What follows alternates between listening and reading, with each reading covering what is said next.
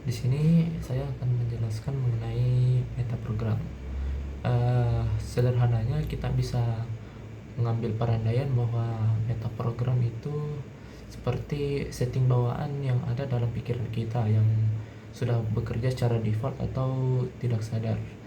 Nah, jadi metaprogram ini yang menentukan bagaimana misalnya kita memfilter informasi, membuat keputusan ataupun berinteraksi dengan dunia.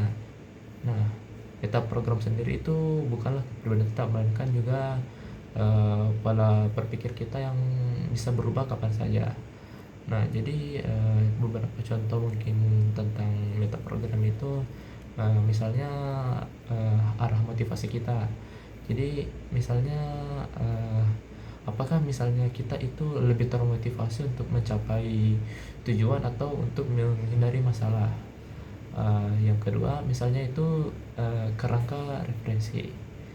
Eh, Contohnya, apakah saya ini mengukur keberhasilan berdasarkan pendapat sendiri atau misalnya dari umpat balik orang lain. Eh, Terus yang ketiga itu eh, misalnya pilihan atau prosedur. Nah, apakah misalnya kita itu lebih menyukai disediakan banyak pilihan atau lebih suka mengikuti langkah-langkah yang sudah diatur atau yang sudah jelas.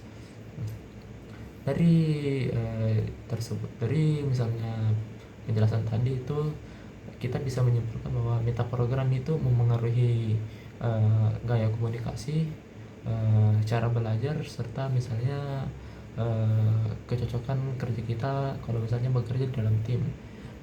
Jadi saya kasih contoh lain, misalnya seorang manajer yang memiliki metaprogram eh, kontrol internal dan karyawannya kontrol eksternal, mungkin akan sering terjadi kesalahpahaman karena perbedaan dari metaprogram ini. Jadi mungkin bisa dengan cara mengatasinya itu menyesuaikan komunikasi, meningkatkan kerjasama, ataupun bisa memilih strategi motivasi yang tepat. Nah, mungkin itu saja untuk metaprogram ini.